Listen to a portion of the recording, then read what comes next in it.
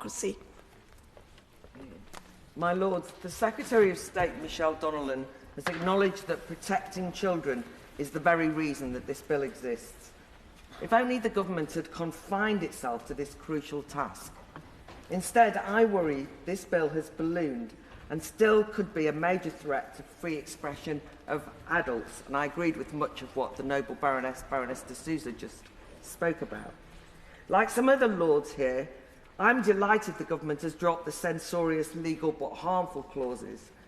It was disappointing in the other place to hear Labour MPs keen to see it restored. Here, in this place, I've admired opposition resistance to assaults on civil liberties in, for example, the Public Order Bill, and perhaps I can appeal for consistency to be just as zealous on free speech as a foundational civil liberty.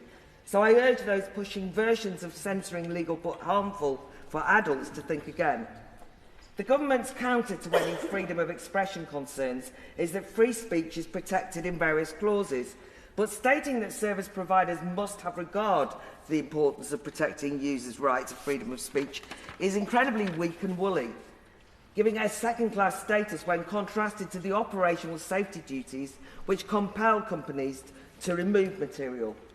Instead, I'd argue we need a single, comprehensive and robust statutory duty in favour of freedom of expression that requires providers to ensure free speech is not infringed on by measures taken to comply with other duties, and that also free speech should be listed as the relevant duty for which Ofcom has to develop a code of practice. The bill requires providers to include safety provisions for content in their terms of service.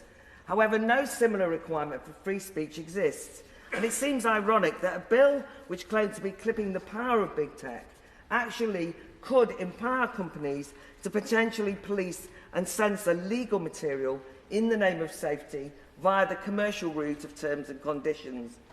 The government brush off worries that big tech are being encouraged to limit what UK citizens say or read online by glibly asserting that these are private companies and that they must be free to develop their own terms of service. But surely this is disingenuous. The whole purpose of this legislation is to interfere in private companies, compelling them to adhere to duties or face huge penalties. If the government doesn't trust big tech with users' safety, why do they trust them with UK citizens' free speech rights? Similarly, consider the user empowerment duties. If users ask that certain specified types of legal content are blocked or filtered out, such as hate or abuse, it's big tech that has the power to decide what's categorised under those headings. Only last year, amendments put forward in this House on placing convicted sex-offending trans prisoners on the female estate were labelled as hate-fuelled transphobic abuse online. However, with the ability to hear all sides of the debate online, and especially in light of recent events in Scotland around the Gender Recognition Act, more and more people realise that such views are not hate but driven by safeguarding women's rights concerns. Would such a debate be filtered out online by overcautious labelling by big tech and the safety duties in their T's and C's? Finally, like others, I'm worried that the Secretary of State is given too much power, for example, to shape Ofcom's codes of practice, a potential route for political interference. My concerns are fuelled by recent revelations. In the US, Elon Musk's leaked Twitter files prove that in the run-up to the 2020 election, Joe Biden's presidential campaign routinely flagged up tweets and accounts it wanted removed, influencing the suppression of the New York Post's Hunter Biden laptop expose.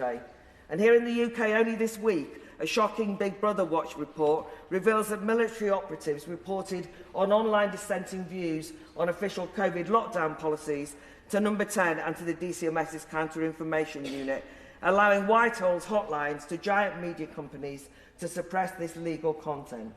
And even the phrase illegal in the bill can be politically weaponised, such as the proposal to censor content allegedly promoting small boat crossings. Free speech matters to democracy, my lords, and huge swathes of this bill could threaten both unless we amend it appropriately. My lords, can I begin by thanking the Lords Library and various organisations for their briefings